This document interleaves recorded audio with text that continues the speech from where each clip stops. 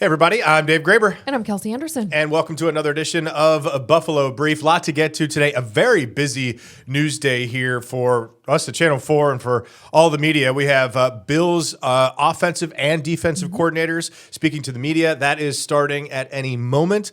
We also have Kathy Hochul in town making an announcement about public safety down at City Hall. There was, sadly, another massive water main break in North Buffalo last night. We have that covered from every angle today, so be sure. We have crews out there now. We'll have a live update at noon, 4, 5, 6, the whole gamut. So be sure, and we're going to stick around and talk a little bit about that as well. We wanted, though, to begin with a new initiative that is going to be introduced in the city of Buffalo that will help local veterans, something that has been introduced by Kathy Hochul and signed into law. This will provide tax exemptions for some veterans, those veterans who are fully disabled, considered the 100% disabled. You have to meet that metric. But the idea is that it's effectively free money for some of these veterans. It's there, it's available, but we need the legislation in order to basically get it going. And so to that end, we are bringing in Fillmore District Councilman Mitch Nowakowski to talk about this initiative. You're leading this charge, Mitch. Welcome to Buffalo Brief. Good to see you. Thanks for having me. Thank you for coming on. All right, this is New York veterans who are fully disabled as a result of their service. And this went into law at the beginning of this year in January. Governor Kathy Hochul signed that into law, as Dave just mentioned. How can people get involved in that here locally? So right now, the Common Council, in order for the municipalities to have this tax exemption, we have to pass a local law to opt in. So next week, it will be in committee where we will be debating it to produce a law to be able to give this exemption. And what is so important to me about this legislation is it's for targeted populations that I truly believe that have been overlooked. Though they're now using, the classifications of PTSD, of traumatic brain injuries. They're not forgetting LGBTQ veterans. They're not forgetting veterans that were a victim of sexual assault. And so when we're now talking about these populations that, quite frankly, have been overlooked and who are suffering and who have a hard time and an impairment to getting full employment, but our homeowners, we need to provide relief to those individuals that have sacrificed so much for our country so that they can live in the city of Buffalo when they're facing adversity every single day due to their injuries that are related to their service to this country. We know what the eligibility requirements are relative to that 100%. So that part of the equation is left up to what? The VA and the veteran, him or herself, to determine or to present evidence, I guess, right, that they are indeed 100%. And then what's the result? What is their exemption? What do they get exempted from? But precisely. So the VA, their doctor, and the military give each veteran what they are disabled, what percentage. They can equate from 60, 70, 80, 90 to 100%. So this legislation says for those that are 100% that are facing a hardship in finding employment based on these set of circumstances, that they then take that, go to the city of Buffalo, and then the city, takes that information from the federal government that's been determined by them on their eligibility status, and then the local municipality can then effectively place that onto their tax rolls for their exemption to have. And yes, when we went through the numbers, it might be a small amount of individuals, but the fact is that we need to do this. The state has provided this relief, and oftentimes these targeted populations really need the support that they have, because the fact is we want homeowners, we want people staying in their homes, especially those that are facing such adversity in work and employment due to their status as a veteran. The property must be owned either by the veteran or their spouse, by the way, as well. So this exemption, when could this potentially come into, when could you opt in as the city of Buffalo? What's the earliest we could see? So what I'm trying to do is have it debated next week, have a law produced within probably a month, and then have us pass it. So by tax season coming in, because we run fiscal calendars from July to July, I'd really like to get this, pretty expeditiously on the roll so that those that qualify can immediately get the relief before their tax bill comes in. Great. We are lucky that we have access to, as you're seeing in that video, the VA Medical Center here right in Buffalo. There have been much written and said about that facility, particularly over the past couple of years and the problems in leadership that they have had. Be that as it may, we are still lucky to have a facility where veterans can go for the care that they have earned and that they deserve. With that kind of a concentrated population, this would almost seem like sort of underscoring the importance of having a bill like this on the books because of access to these resources and others for veterans.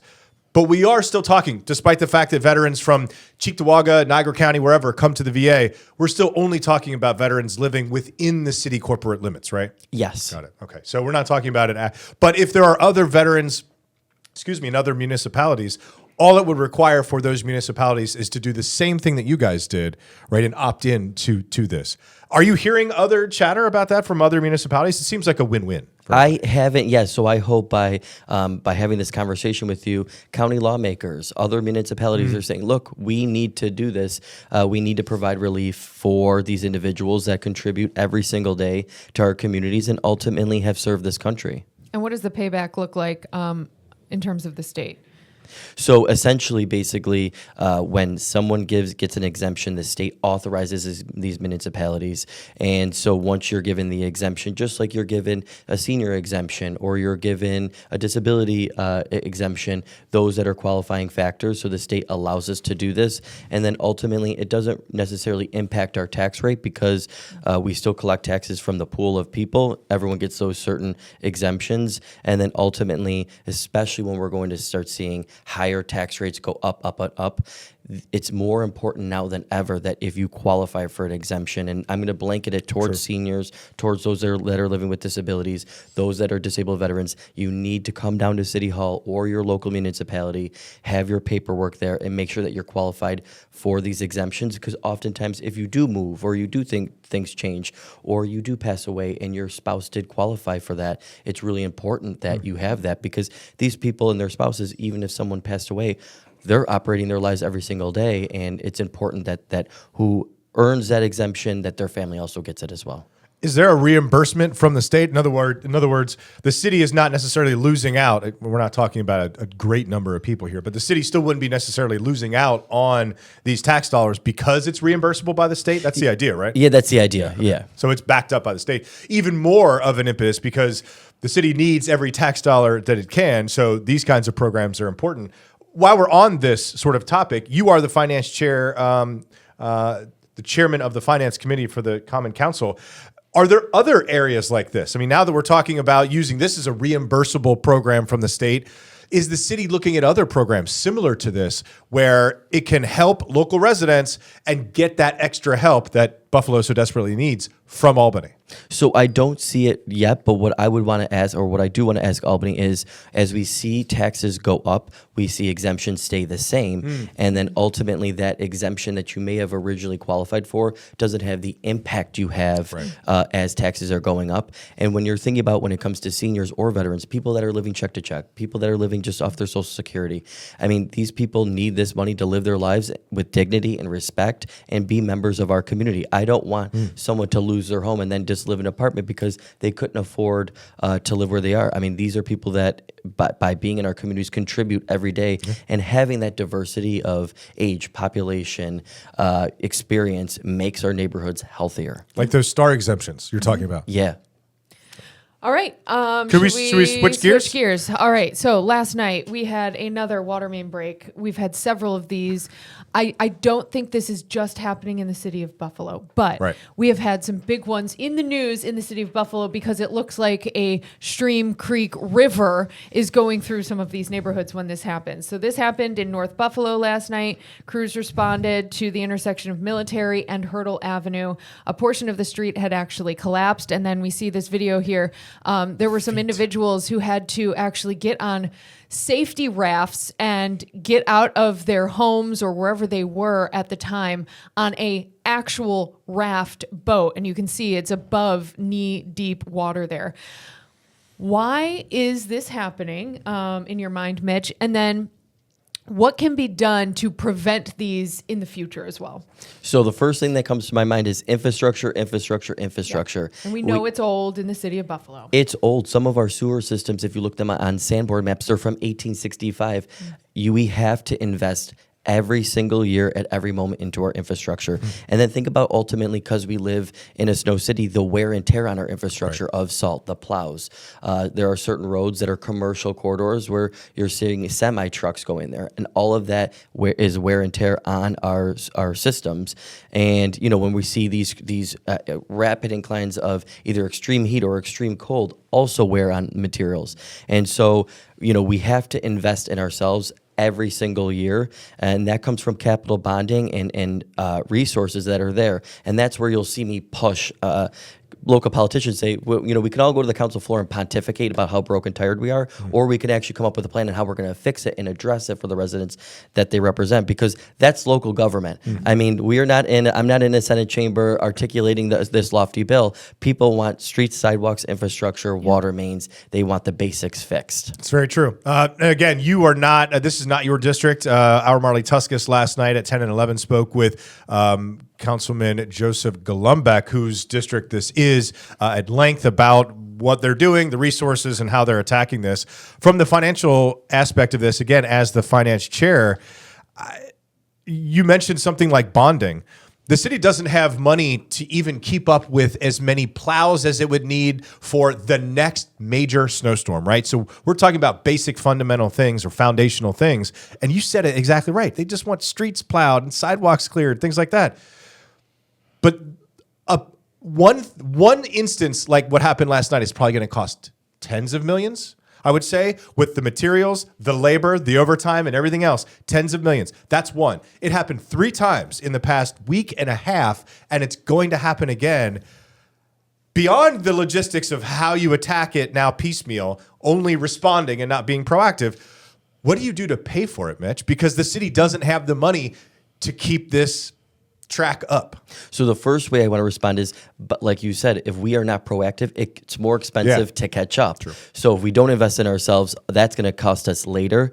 And when it comes to bonding, I want people to think about every municipality has debt service. You span it over 30 years, you pay it off by the economy. Sometimes we refinance, we come up with different ways. And so even though when we take large sums of money and we bond out, our debt payment oftentimes is the same because we're retiring debt. We're getting new monies in to reimburse. And when you look at infrastructure, like that comes before the finance committee, not only do we look and look at matters of BFSA, which is the sewer authority saying, hey, we're doing this amount of work. The water authority just came to us and said, hey, we're bonding out $86 million to make sure that we could take care of our water section. And then the city has its own infrastructure bonding and resources that we need to address as well. So we need to come at it from all points of view to do this. And ultimately, the city does need to we need to have excess in revenue. We need to have some surpluses where we could start and be in a more fiscally healthy situation so that we can continue to bond at greater levels. Because if you look at what we're bonding now, another council member was another municipality. I said, oh, we're in this, they go, what are the battle of the bonds, Mitch? What's going on there? I go, it's over $27 million. They go, oh, do you get that for your district? I go, no, that's for the entire city. They're like, what do you do for an entire city with $27 million when a playground is $1 million? Right. So we need to start looking at, are we even, we're in a very healthy debt ratio in the city. We are not broke because we have too little debt, really, and I say that because we're not investing in our city. So that's where we're at and the fiscal picture of where we're at. So borrow it out of it. That's what I'm hearing you say, is to bond is to borrow. And the idea is we have the capacity to borrow more. This is what we need to be borrowing for, infrastructure. Yes, okay. And borrowing and bonding means investment. Yeah. And then folks who have had a house, a car, anything damaged due to these water main breaks, what do you suggest they do? How can they report that to the city of Buffalo? To cut through any bureaucracy, call your council member so that they can take all of your information and then work through the claims process throughout the midst of this damage. We also had last night, they were asking people to call the law department if they want to start that claim as well. We have that number on I do not have it right here off the top of my head, but we have that number on our website on these associated Yeah. stories. It has who you want to contact, reach out and start your claim. It's a mess. Yes, please. Can I say one more thing? Please. But ultimately, by having these incidences, it costs them more money in claims you have to pay out. So invest yourself first. Take care of business first, and you won't deal with the repercussions after. I mean, that can be said about anything. That can be said about your health. That's true. That can be That's said true. about so many different things. And it is so true. So, I mean, we were going to kind of wrap this up, but I have a question. How important is this next construction season for you guys? Because we lost the last one then. Critical to the advancement of Buffalo.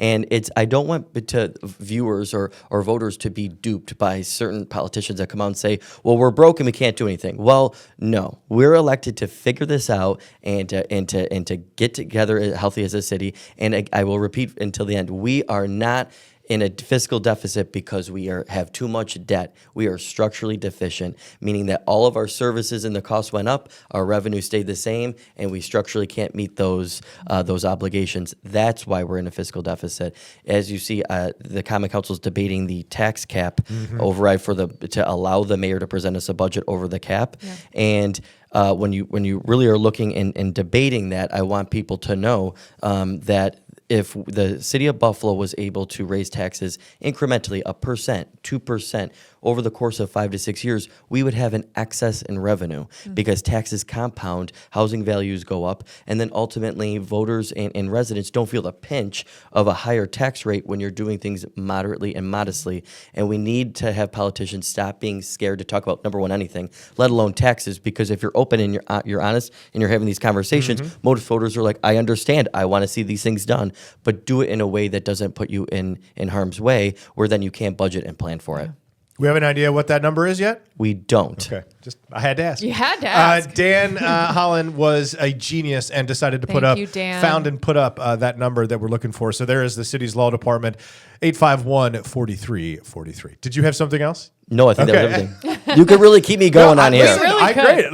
We could almost fill a whole show here. Mitch, thank you, man. This was really great and great info on the veterans bill. I look forward to hearing more about that. Thank you. Common Councilman Mitch Nowakowski, thank you for joining us. Coming up, we'll talk for a few minutes about that ice castle down in Mayville. That is coming together really nicely. Yeah. My dad last night after watching the news said, let's go down to Mayville. I love it. We'll be right back.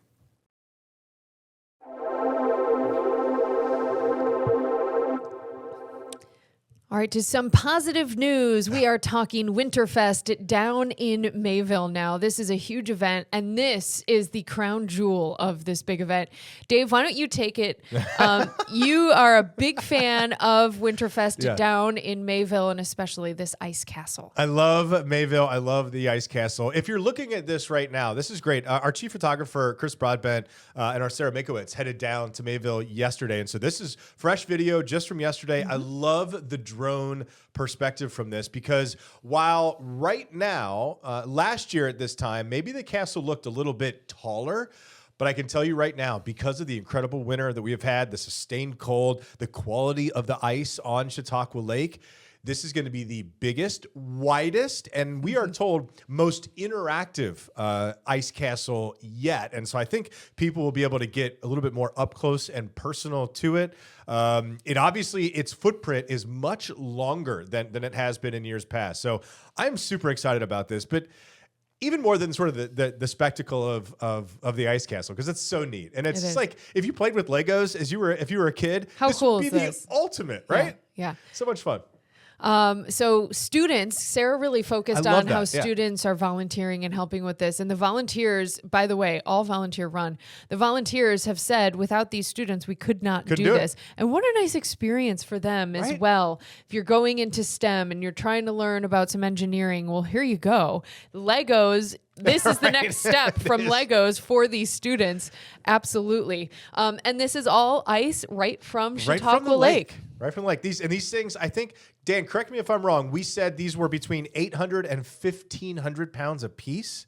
Is that what we said for these things? Like these massive, massive Right? Something like that. I thought it was Dan saying he doesn't know. Anyway, they're several hundred pounds, hence the requirement of a track hoe to get them up in the air. But yeah, like Kelsey, you were talking about, you see all these people, all these volunteers, and it's not just the people having fun and being outside. If it's going to be cold, we might as well be outside and might as well have fun. But the businesses, local restaurants get together and they provide lunch. Like, oh, I got lunch on Tuesday. Okay, well, I got lunch on Wednesday. Mm-hmm. And they do that throughout this entire build. It's awesome. I don't know. It's so fun. Yeah. It's the perfect example of community. They hope 10,000 people come down to Mayville for Winterfest next weekend. They said if the weather stays maybe sunny, they don't want it to be warm because we don't want this thing to melt. Right. I think it would take a while to melt, but take a while. If it stays sunny like it was yesterday when we were out there, he was like, maybe we could get 20,000. My dad watched the newscast last night and he texted me right after. He's like, we should go down to Mayville to check out that ice castle. So it's getting the attention. It is. Why would it not? Look at that draw, that lore. And there's a ton of stuff too around it. I mean, beyond, of course, this is the ice castle is the big attraction to Mayville's annual Winterfest. But there's all kinds of food trucks and activities, stuff for the family, stuff for the kids, contests, prizes, all kinds of stuff down there all weekend long. So it'll be great. Yeah, Lakeside Park, right there off of 394, the main drag, Erie, call it whatever you want, Water Street, lots of different names for it as it traverses different communities there. But it would be interesting to see several thousand people, if it's 10 or several, down at Lakeside Park. February 13th, 14th, and 15th.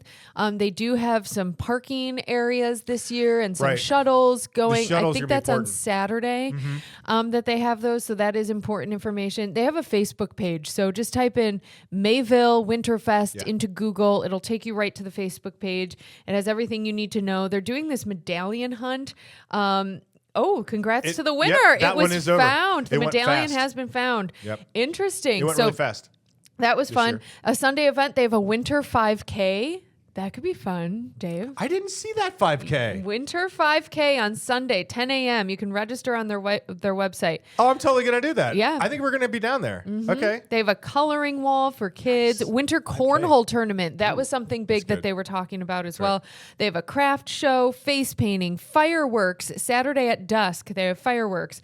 Wagon rides they have going on down there. Ice ball bowling.